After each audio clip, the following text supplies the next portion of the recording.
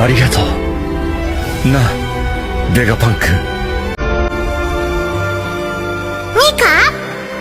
そうさ、私の憧れだ。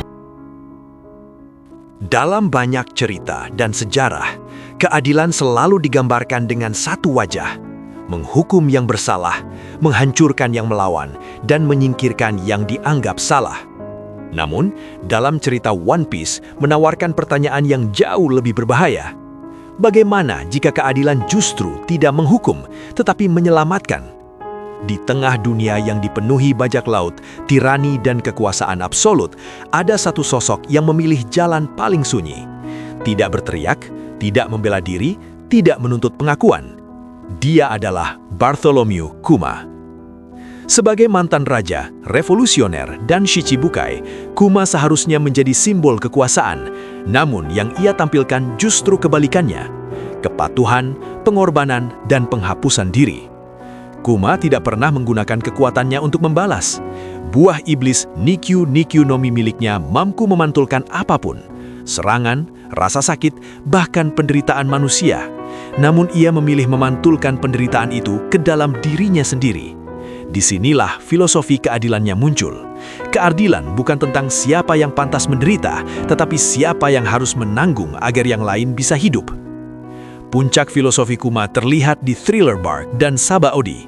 Ia menyelamatkan kru topi jerami, bukan dengan memberi kemenangan, melainkan dengan memberi waktu.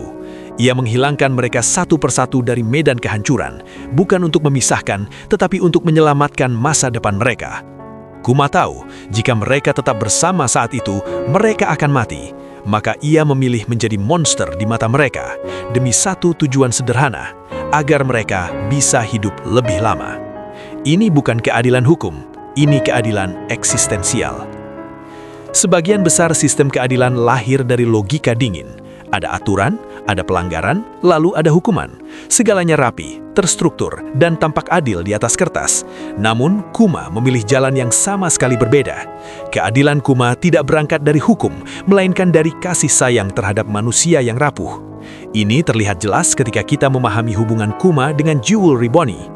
Bonnie bukan sekedar anak dalam arti biologis, ia adalah simbol masa depan, generasi yang tidak seharusnya mewarisi trauma, penindasan, dan kebencian. Kuma memahami satu hal yang sering dilupakan oleh penguasa. Anak-anak tidak pernah memilih dunia tempat mereka dilahirkan. Maka jika dunia ini kejam, itu bukan kesalahan mereka, itu tanggung jawab generasi sebelumnya. Dari sinilah pengorbanan Kuma menjadi masuk akal. Ia rela menyerahkan ingatannya, identitasnya, bahkan kesadarannya sendiri kepada pemerintah dunia dan Vegapunk. Ia tahu, dengan menjadi senjata tanpa kehendak, ia akan menghilangkan semua yang membuatnya manusia.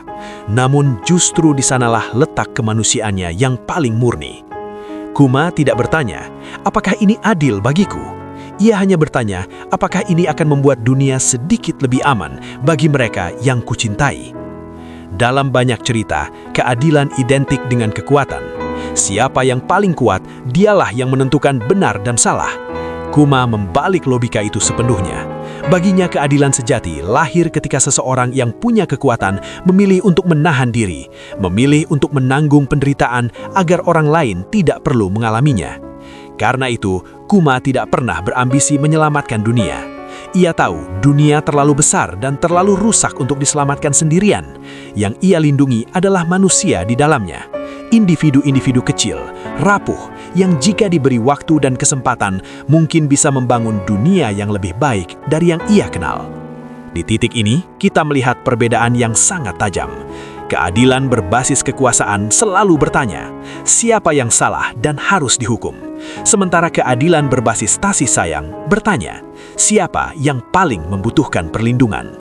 Dan Bartholomew Kuma dengan seluruh pengorbanannya memilih menjawab pertanyaan yang kedua. Kuma mengajarkan satu hal yang sangat jarang dibahas. Keadilan sejati seringkali tidak meninggalkan nama. Ia tidak dikenal sebagai pahlawan, ia tidak diingat sebagai pembela kebenaran, bahkan tubuhnya dipakai sebagai alat oleh rezim yang ia lawan. Namun justru di sanalah letak maknanya. Kuma adalah simbol bahwa keadilan tertinggi tidak membutuhkan pengakuan. Ia hanya membutuhkan keberanian untuk menanggung beban yang tidak ingin dipikul orang lain. Kadang, Keadilan bukan soal siapa yang salah, tapi siapa yang berani memilih untuk tidak menghancurkan.